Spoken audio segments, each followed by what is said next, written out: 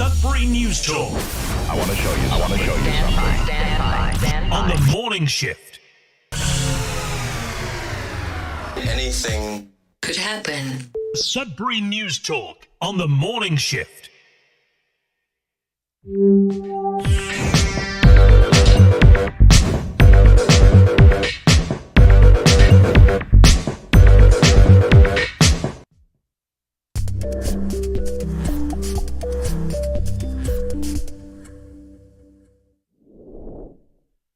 All right. Good morning, everyone. Welcome to Sudbury News Talk on the morning shift. I'm AJ Walsh. I'm glad to be here with you. Thankful that you're with us. Got a great show planned for you today. As usual, it is the new year. It's January the 3rd, 2024. Got to get used to saying the 2024 thing, as a lot of us would. This be in the same boat as myself. But it looks like so far, it's been a pretty uneventful year. Now that we're 3 days in, it's hard to tell, right? But many people have their predictions for this year, and a lot of them aren't the greatest from the sources that I follow. And so you have to keep a positive outlook on things, a positive mindset. And okay, this is yesterday's. Okay, we got to get back into today's show here. Oh my goodness, so many glitches this morning. I can't even tell you. It's it's one of those days. I don't know if you're having the same with technology, but the technology here has been acting up. And again, it's a miracle that we're on. And thanks for being with us, those that stay with us again. So doesn't look like here. Let's see if we're live. Trying to get it up on my other computer. As we continue with our theme today of technology, it is what it is. We're going to have weather and coming up shortly, but we're live at CKLU 96.7 FM. We're also streaming at cklu.ca. Just click on the Radio Player Canada app. You can stream us. You can also take us with you and listen to us anywhere, anytime on your favorite device if you download the Radio Player Canada app. And we're also on Facebook Live, facebook.com/Sudbury News, youtube.com/Sudbury News. Make sure to like, share, follow, subscribe, and comment. This is your show. This is facilitated for you. It's a conversation about the local news and events that we have going on around Greater Sudbury, around the region, the province, the country, the world, and trying to make sense of our little space we live in and the larger world as well, and trying to make sense of things these days. It's not easy. And so we try to do it together as well as we can anyways, and try and shed some light on a few things and try and make sense of things by sharing information on the show, because I can't claim to have, all the information or more information than anyone else. We're just simply sharing the news that we have on our great local websites, Sudbury.com, Sudbury Star, CBC Sudbury, CTV Northern Ontario. It all aggregates onto Sudbury.news, where we take our news from each and every day. And then we usually do a bit of a deep dive and try and understand the broader picture of what might be affecting us even locally. So we have a few people joining us right now. Let's jump into the weather. We'll get started. Great show planned. We'll talk about taxes today. Taxes and what are they for, and why are we taxed so much? And taxes keep going up. Is it because that there's just so much greater need for things and things are costing more? Or could it be possibly the money that is being collected is not managed as well as it could be? And so taxes continually go up. And when is the end of taxes going up? Can it happen forever? Or is there a threshold where you're taxed to the point where innovation ceases and people cease to to try to do anything because everything they do is mostly taxed. And so it becomes detrimental to our society. So let's talk about taxes today as our deep dive after the local weather and local news. We'll be back right after this. Stick with us.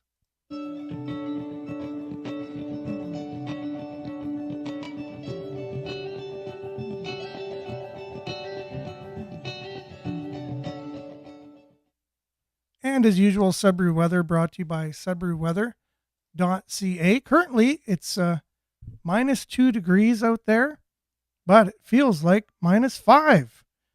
And there is some light drizzle, so make sure to stay safe if you are driving out there.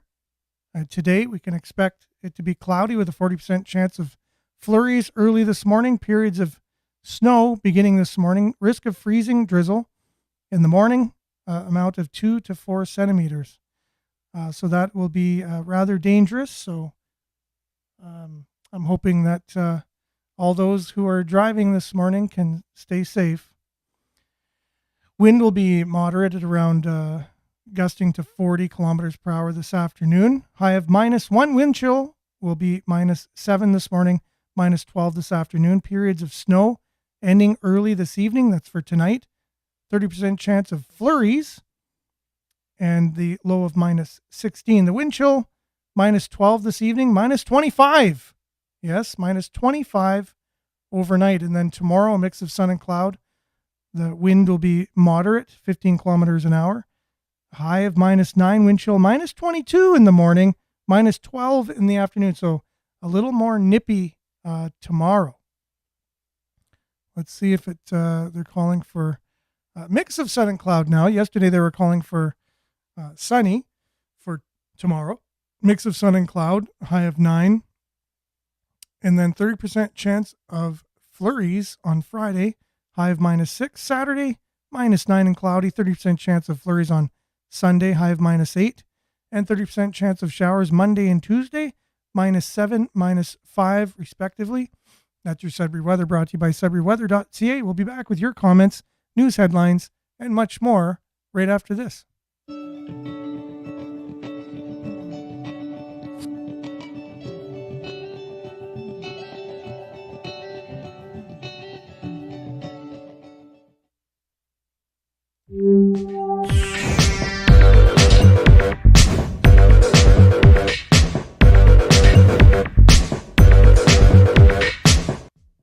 Okay, and we are back. So thanks for being with us today. A little bit discombobulated, but it's fine. We're going ahead. And your comments. Good morning, Judy. Thanks for being with us today.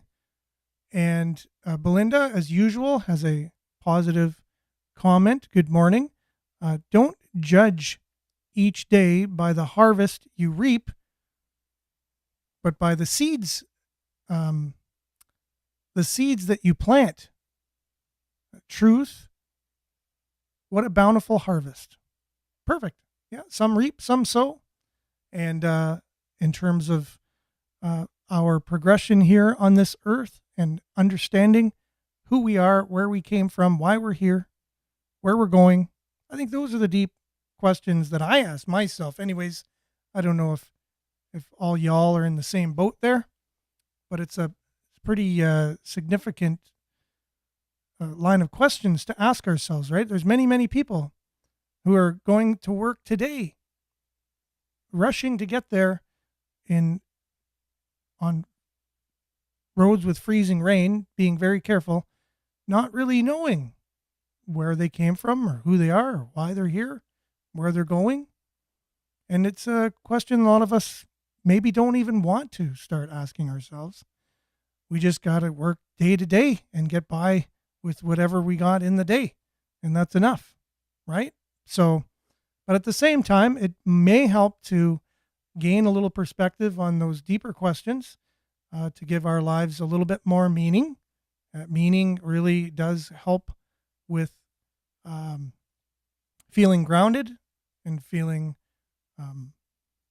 like you belong in there's a reason for you kind of thing.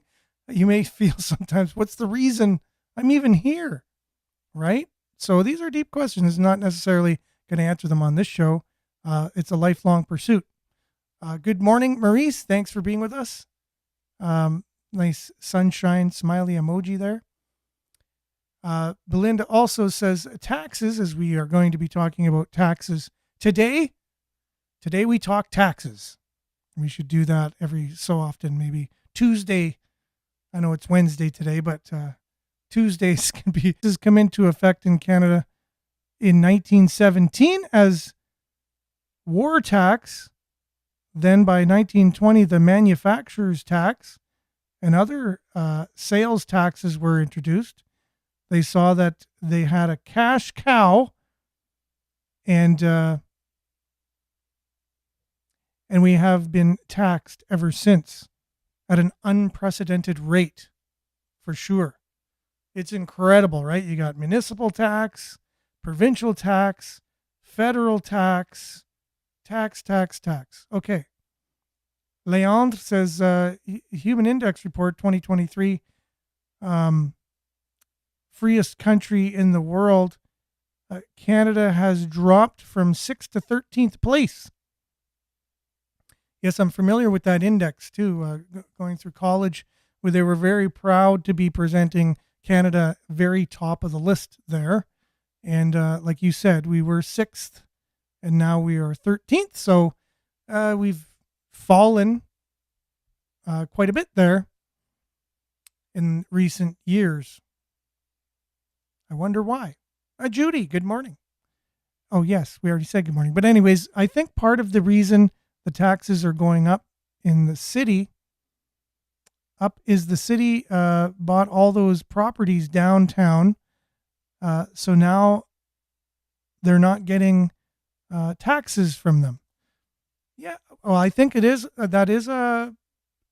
think there is a small amount of taxes. If you look at the amount of taxes in the city, it would just represent a very small amount, but there were taxes nonetheless that they will no longer be getting from those particular businesses. You are correct. And I would like to know what the city does with the tax money they get from the casino. Again, it's an amount. It's not the hugest amount of money in the world. I'd like to know what they do with all the taxes, because as we talked about on the show, this city has the largest labor pool. That's the largest, I think, in the country, city that pays the most percentage to labor out of any other city. So why is that? We also, maybe there is a culture in the city, as we saw with Laurentian University as well. They had the same problem. They had people on the payroll that had jobs that couldn't be defined and job descriptions that were ambiguous. So their job title was like Schlesler of the Schlagenstein. And it's like, okay, what is a Schlesler of the Schlagenstein? Well, they particularly are responsible for the high-end data reports of figuring out, just go on and on and on.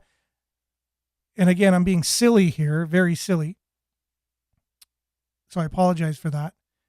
But the long story short was Laurentian University was found in the Auditor General report of having so many high paid positions with titles that don't exist anywhere else, with job descriptions that were just ambiguous and it wasn't clear what they were even doing. So literally they could have just been on the payroll doing nothing. Right. And so that was one of the reasons why they went bankrupt. And is the city in the same boat? I don't know. We have the highest payroll. I think it's in Canada, maybe in the province, but I think it's out of all of Canada, out of all municipalities. The ratio of where our money goes to mainly goes to people's salaries. So do we have a bloated city management? Do we have too many managers? Is it because, and I often wonder, and I love the idea of being bilingual. It's a great thing that Canada can, pat themselves on the back in some ways, that we have two official languages, and and you often have to include Indigenous languages in there somehow to be respectful, is what I see there when they talk about when they're talking publicly. But it's not an official. They don't. There's many Indigenous languages, right? So it's not an official. They're not official languages in Canada or recognized, but they have to recognize them, just because that's what they've been doing lately. But what are the costs of bilingualism when you look at it? Because Sudbury is a very bilingual city, right? It's the largest, I think, bilingual city in Northern Ontario, anyways, and maybe in Ontario, out of Ottawa. So, what are the costs of that? Do you have to have more people on payroll due to offering services in both official languages? Is that a thing? Was that a thing for Laurentian? Because you needed a French department and then an English and then a manager of this and an assistant manager to the assistant manager of that. And, and then it finally boils down to the one person doing the work in the department that everyone manages. It's just not fiscally responsible. And if it was a business, which Laurentian University wasn't even literally technically a business, because it was so funded from outside sources, it didn't just have to rely on making money itself. It still went bankrupt. But if it was a bona fide business, private business, it would have been bankrupt many years ago. If it had to rely on its own abilities to be efficient and make money from students enrolling there and being responsible with their money, right? So I wonder if the city also ends up in that same ballpark. Belinda says, sad part is each government blames the one before. Such mismanagement of our hard-earned money. Where is the transparency? 100%. Yeah, I'm with you on that one. Okay, one last comment, also from Belinda. COVID was a huge cash grab. The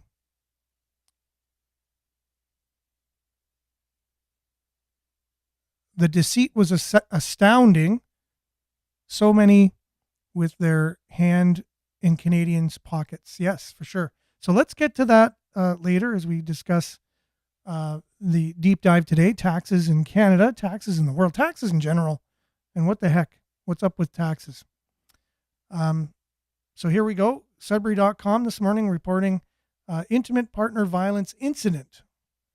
Now that they've declared the state of emergency or a crisis, it's a crisis. Intimate partner violence is a crisis in Ontario. We have the verbiage now, intimate partner violence incident, which used to just be maybe a domestic incident before. Suspect dies during GSPS arrest. Although it's unclear what happened, Greater Sudbury Police say a suspect died while being arrested this morning. Greater Sudbury Police Service said officers were dispatched to a residence on Keith Avenue in Chelmsford at 10:40 a.m. This was yesterday, January the 2nd. In regards to an intimate partner violence incident, the release states officers made entry into the residence upon arrival. To ensure the safety of those involved. Upon effecting the arrest, the individual became unresponsive, and officers began life-saving measures with the assistance of City of Greater Sudbury paramedics, said in a news release. Unfortunately, the individual was pronounced deceased on scene. Because the person was in police custody at the time of their death, the Special Investigations Unit has been called in to investigate the circumstances of the death. So, very interesting here, right? We've known that this can happen. We don't know the details, so we can't speculate at this time.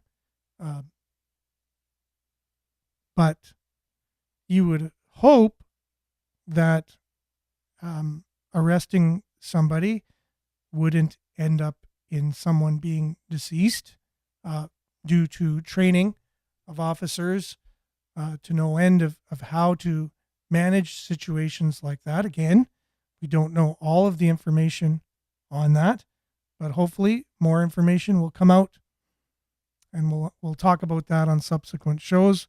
Condolences again, thoughts and prayers go out to the family and friends of the individual.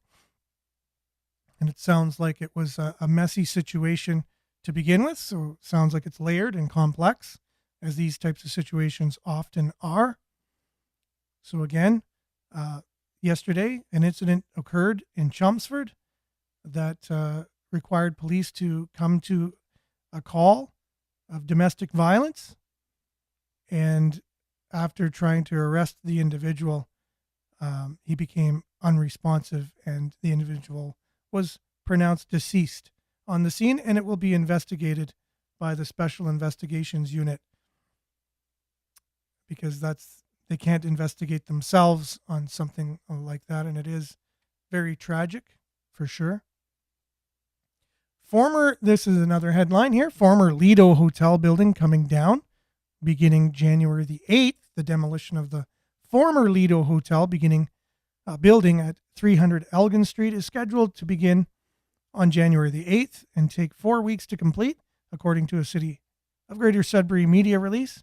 The city purchased the long vacant building along with the entire triangular block it's located on and much of the block to its immediate north last year as part of the Arena/Events Center project. Whether it's the building itself or shoring up land for ancillary services, Wacky Wings was the only holdout, and the city is currently going through an expropriation process to secure the missing piece to the puzzle. Excluding Wacky Wings, the cost to purchase the properties has been $12.5 million to date. All of the buildings are slated to be demolished.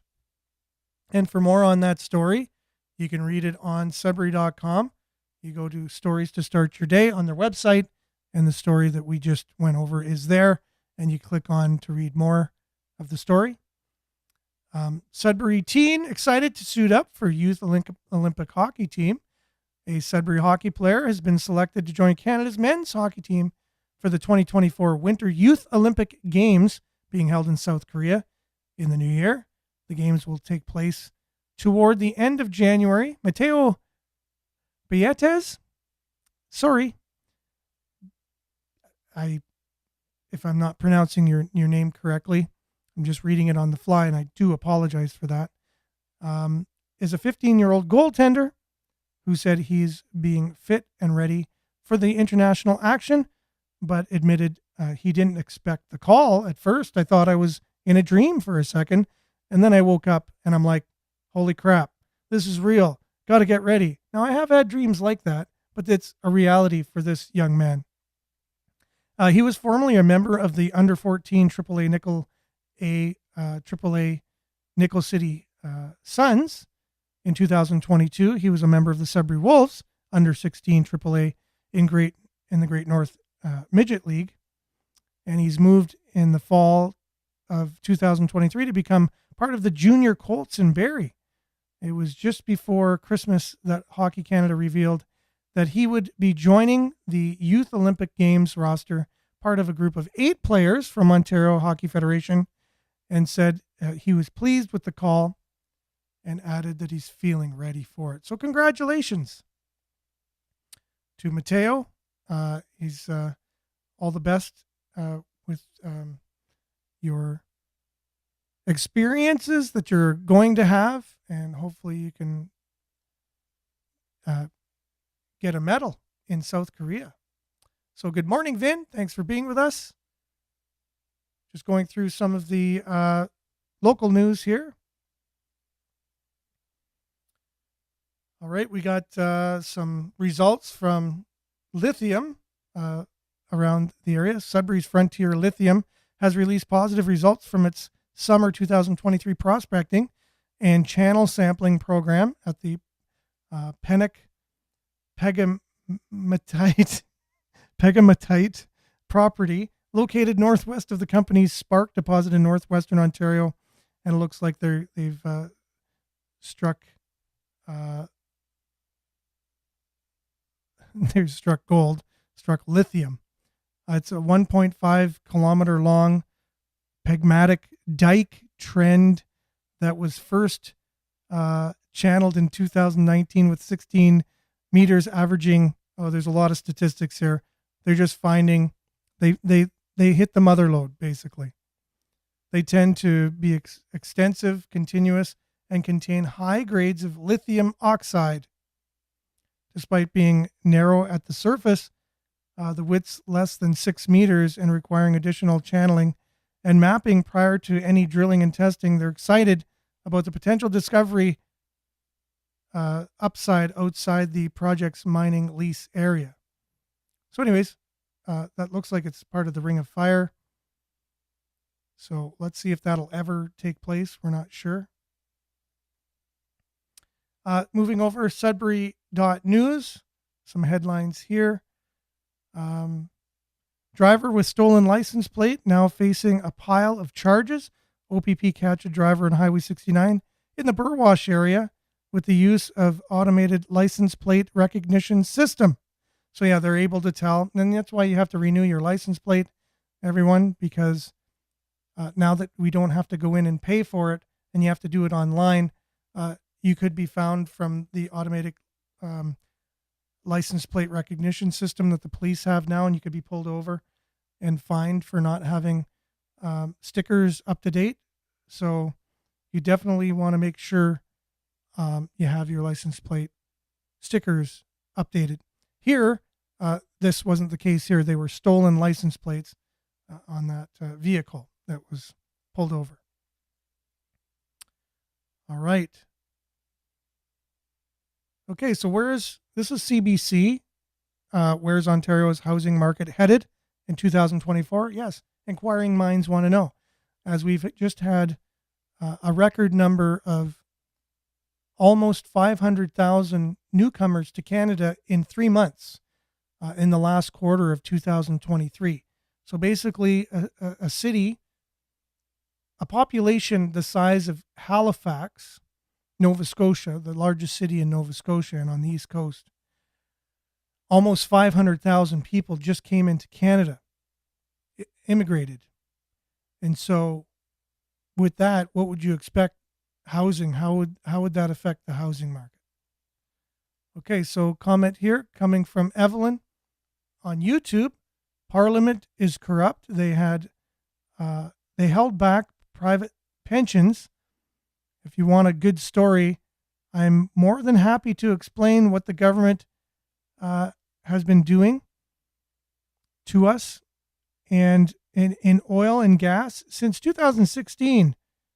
And then some. Please, Evelyn, if you could email me any information you have on that to sudburynews@gmail.com, or on Facebook, you can send it through Messenger, but it's the best way. A lot of times when things are sent through Messenger, if Facebook doesn't like it, they'll make it very hard to open or get the information. So for now, email is the best method of sending information. sudburynews@gmail.com. I would really appreciate that. It sounds like it would be worth going over and sharing with others. So according to CBC, the pace of home sales in Ontario in 2023 dropped to lows not seen this century, and with little evidence that mortgage rates will drop significantly anytime soon, forecasts are predicting the sluggishness to continue into 2024. And I would add rates to go up as well, like housing costs in general, because it just boils down to supply and demand. Okay, Sudbury places low on list of safest cities in Canada. So going along with what we were just talking about with the index, that Canada dropped from 6th to 13th, we have dropped from 10th. Sorry, Nickel City is bottom 10 of 35 urban centers, according to analysis of crime stats. So this coming from Sudbury Star. So that's just intriguing. Let's open up this story. Sudbury is among the most crime-ridden cities in Canada, according to recent analysis. Experts at money.ca looked at urban centers with a population of 100,000 or more, crunching stats to determine which are the least likely to be affected by arson, robbery, impaired driving, and burglary. Using Canadian Crime Index data, the number of offenses for each crime was calculated per 100,000 of the population, the platform for financial news said. These factors were then combined and ranked to generate a top 10 list of Canada's safest areas. Toronto, living up to its Toronto the Good reputation, placed highest in the ranking with 286.9 offenses per 100,000 people. Quebec City, not far behind with a rating of 301, while Gatineau was deemed the third safest city in the country. So again, statistics are statistics, and the way you look at them not doesn't always, you have to dig deeper. As you can see, would you consider Toronto the safest city in Canada yourself? There's parts of Toronto, like what about a neighborhood in Toronto? What about that? Like Toronto as a whole, obviously it's the most populated city in all of Canada, one of the most populated cities in North America, right? Have some more comments coming in. Evelyn said, I would be more than happy. Awesome. I appreciate that. We went through with this excuse for governing our country. So yes, so send me whatever information you have. We're looking forward to that. Okay. Some comments coming in here. Thanks, guys, and good morning, Jerome. Speaking of things that are sent on Messenger, you sent me something the other day. I'm not able to open it. It was a group of some kind to join, and it just says it's unavailable, or it says an error, actually. Sorry, I can't open it. So just to let you know, things like that when they come through Messenger are kind of edited or moderated, and I can't see everything.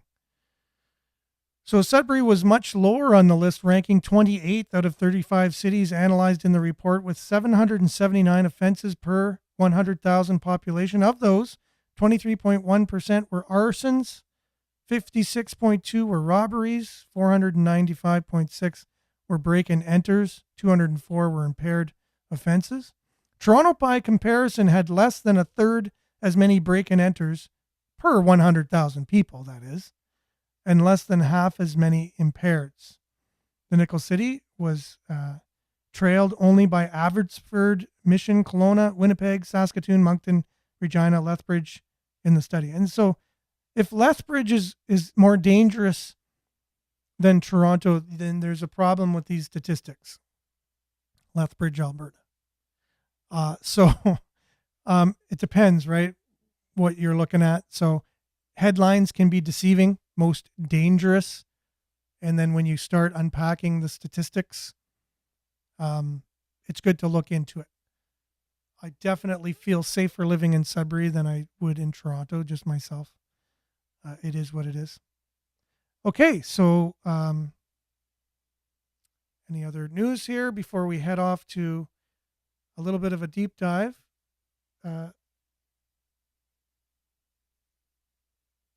CTV Northern Ontario says there's a company that's investing $34.7 million into Canada Nickel Company, giving it a 12% stake in the company. So it's Agnico Eagle Mines. So investing into Nickel Company Canada Inc. Nickel Company Inc. So that's kind of news for Sudbury. And then, yeah, we've already covered some of the other stories from yesterday. So here you go. Taxes. Why are they here? What do they want from us?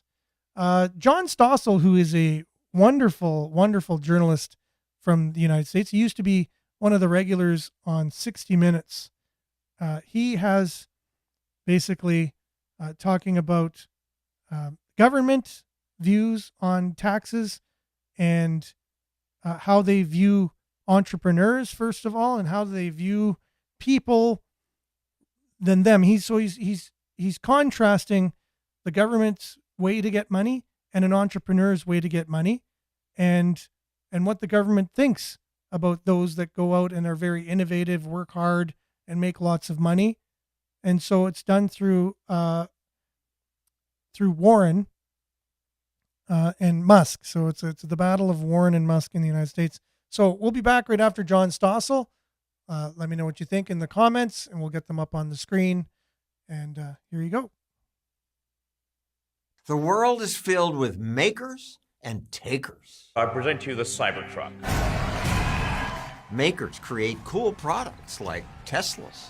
Some makers get rich. Elon Musk is now the richest person in the world. The takers are often politicians. We must substantially increase this tax. Politicians take other people's money and spend it the way they want. That's a lot of money. And I want to make sure it's there to hit on the climate crisis. Elizabeth Warren and Elon Musk may be the best examples of maker and taker. It is time for a wealth tax. She's one of the big takers. We're going to hold the big guys accountable. The person whose wealth she most wants to take is Elon Musk. How much did Elon Musk pay that year? We actually saw his taxes that year. And the answer is he paid zero. Zero was true one year because Musk didn't realize income that year. But at the time Warren said that, Musk had to pay the government $12 billion, more tax than anyone's paid in history.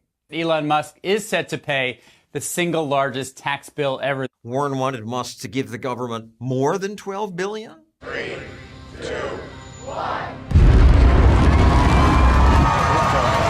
Musk does things that government's unable to do. He invented the world's best rockets. NASA's given up building spaceships itself. Even the bureaucrats understand. Government workers can't do it. NASA turns to the private sector. America has launched. Musk sent astronauts into orbit, something NASA hasn't done for 9 years. The new era of American spaceflight, and with it the ambitions of a new generation continuing the dream. Musk lowered the cost of nearly every component of spaceflight. Door latches NASA uses cost $1,500. Musk's team modified a latch from bathroom stalls and built that part for $30. Most significantly, Musk was the first to develop reusable rockets, slashing costs. Government never even tried that. Reuse the rocket, say 1,000 times, then that would make the capital cost of the rocket per launch only about $50,000. Why didn't NASA do that? Because in government, people do what they've always done. And lowering costs isn't a priority because they're spending other people's money. NASA says it's going to spend $840,000 a year on upkeep on a test stand that won't be used. Starlink, deploy confirmed. Musk also created Starlink, satellites that provide low-cost internet service. He launched so many that after just 4 years... Starlink satellites account for the majority of all the world's active satellites. Musk's satellites give more poor people access to the internet than any government ever has. Musk made the money that allows him to do that, mostly creating cars that people love. First, it was America's best-selling electric car, and then it became the best-selling luxury car. So Musk creates cool new things and more than 100,000 jobs. But the attention-seeking politician demands government investigate him for wrongdoing. Senator Elizabeth Warren sending a letter to the SEC to investigate Tesla. Investigate Tesla for not properly representing shareholders. Seems ridiculous given that Tesla became the most valuable auto company in the world.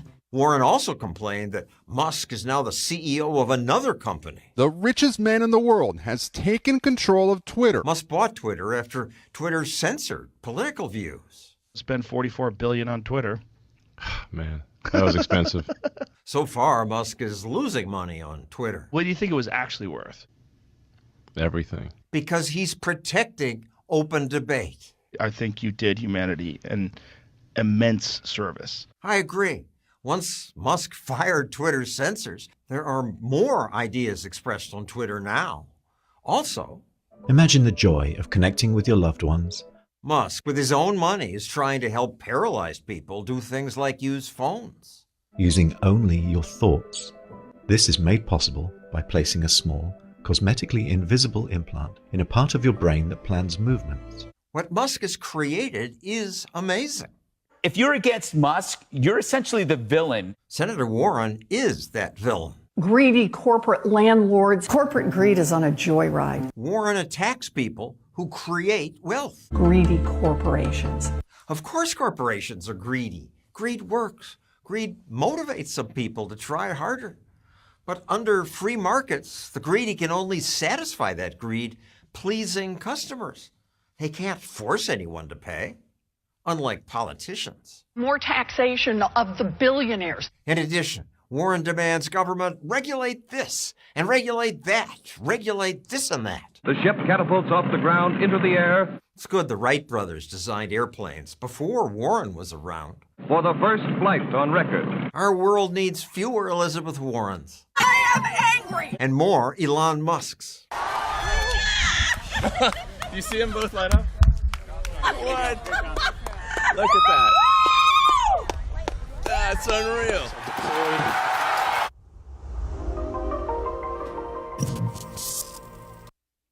And there you have it. And it might be hard for someone to hear, you know what I mean? Like the greed is good in a free and open market, right? They say, wait a minute, greed, corporate greed. There's so many of us in Canada that's been really conditioned to this type of talk, right? Like the rich people are bad. The pie is only so big. So if you take too much of the pie, there's not enough for everyone else. And there's this story that we've been sold, and it helps with taxes, right? Because everything, when the government places a narrative forward, it's we are the answer for everything. And so if we're the answer for everything, we need your money in order to give you the answer that you need, the solutions you need. But we just saw there how, just the one example of NASA spending $1,500 for a little piece of something, and then Elon Musk company doing it for, what was it, $30 or $15, something like that, $30 compared to $1,500. And we see that all the time. Looking at our medical system, a rubber pair of gloves, if it's sold in the medical system, it's worth 20 times, 30 times, 100 times more than what you can buy it in the store. It's not a good system when you have just money available all the time, unlimited money that you're not accountable for when you spend it, like you would be if you were your own company kind of thing, right? If it was your money, you would manage it a lot differently and a lot better, like the way you manage your household income. That's why I think any politician, if they were worth their weight in gold, they would talk about how they manage their own money in their own household and say that's the way they're going to manage your money, and then actually do it, because that's just the way it's done. But how is it done in Canada? We have, so bringing it home a bit, and how taxpayer money and working along with our friends at the CBC, like, again, the CBC is a corporation. It's not private, it's publicly funded. And how is that going? Like, how is that, how does it work when government takes your money and then tries to manage it and do something with it? Compared to like someone like Elon Musk, correct? Elon Musk, look, I got my issues with him just like anyone else would. He's not perfect. He's probably doing some nefarious things behind the scenes, but let's just look at it in terms of the free market and an entrepreneur doing something compared to governments just taking your tax money. Take the money and run. Someone brought up yesterday or was it today, Steve Miller? So basically, okay, let's check in with the Telegraph, a Canadian journalistic independent media, talking about taxation and the CBC. Moved away from just being a massive waster of Canadian taxpayer money to being flat out thieves of Canadian taxpayer money. I'm not sure if you heard, but the CBC recently canceled its New Year's broadcast in order to try and help make up for a $129 million budget shortfall that they're experiencing. I guess this saves us all from having to watch Rick Mercer. Not that any of us really watch the CBC, but now we don't have to accidentally see a clip of his on social media. But it's quite pathetic that they can't even host something that they've done every single year because they're supposedly running out of money. And now you might be asking yourself, well, did the Liberals and NDP cut their budget? I don't think so. They obviously support the CBC a lot. And you'd be correct, their budget from taxpayer money has not been cut. They somehow are experiencing a budget shortfall because, unsurprisingly, their content sucks so much they can't even get advertisers to pay them money for commercials, or at least they can't get them to pay nearly as much as they used to. So the $129 million budget shortfall has nothing to do with government support. The government support's been going up every year. They're going to be getting $1.3 billion next year, and somehow they still can't pay for everything. And it really does demonstrate just how subpar and liberal leaning the content has become. It was just a few months ago that the CBC had to admit that their target of 4.2% of the Canadian media market that they were hoping to capture in viewership was too high, and I believe that they had re-estimated it for next year down to only 3.8% of the market. That is insanely low, and it's because nobody watches their content. I know I already said that, but you can't put too fine a point on it. It's not that, social media is taking over the news space and people don't want to watch traditional media anymore. If you go down south, American news networks are not having a problem still attracting millions of people watching them every day. The CBC, relative to American news outlets, actually has about the same operating budget in terms of proportion. They're about 8 times as big as us, and the CBC is about an eighth of the budget that CNN, MSNBC, or Fox News would have. And they still can't make a go of it. And they're trying to claim it's because we're just so altruistic. We're just trying to do all this great francophone content for people who live outside of Quebec, and we're trying to do northern content for those who live in the territories, and it just costs so much. These people are not spending in order to benefit you. They actually spend money to benefit themselves. The CBC's own reporters had to comment on the fact and go after their CEO because they're still trying to hand out bonuses to executives as well as on-air personalities and other people who work at CBC, despite the fact that they're literally cutting 10% of their workforce. They are cutting 600 employees and non-union workers. Obviously, you can't get rid of the union workers because for some reason, job security should be of highest priority in media, not good content, job security. So here's the clip of their own reporter actually having to grill the CEO, who just has no good answer for why they're still potentially going to dole out, I think it was like $12 million in bonuses. You could have kept a lot of those people employed. I don't think any of them should stay employed because I think the CBC should be wiped out as an institution, but I'll get back to that after the clip. I'm just curious about something. I'm going to presume no bonuses this year. I mean, the Canadian Taxpayer Federation said a Freedom of Information request showed $16 million were paid in bonuses in 2022. Can we establish that that is not happening this year? It's too early to say where we are for this year. We'll be looking at that like we do all our line items in the coming months. So there's a chance bonuses could still happen at a time when jobs are being cut?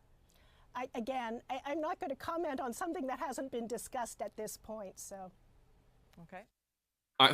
Good job for the CBC reporting on themselves, but I don't think this should even be happening in the first place. That is blatant theft. If the CBC is experiencing a budget shortfall and they are getting $1.3 billion in Canadian taxpayer money, I think Canadian taxpayers should expect that they should be cutting things that they do not need.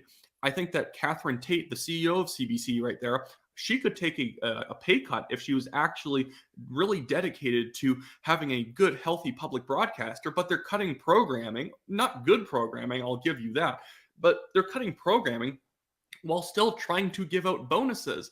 They could be cutting salaries from executives, from on-air personality, if they were actually caring about keeping these other people employed, but they don't. They're just taking taxpayer money and they're trying to find the most efficient way to give it to liberal friends who work for them as humanly possible. That's just theft. Okay, so there's the views of the independent media, The Telegraph. You can find them online. Just Google The Telegraph in Canada. I would encourage you to check out as many alternative and independent news sources as you can. As you saw from CBC, again, the top brass and top personalities taking bonuses when they're chopping 600 of their jobs, and they're just not able to take taxpayers' money and use it efficiently and be fiscally responsible and run things responsibly, right? But that's just the case with when you have unlimited money, right? Again, you're just not accountable.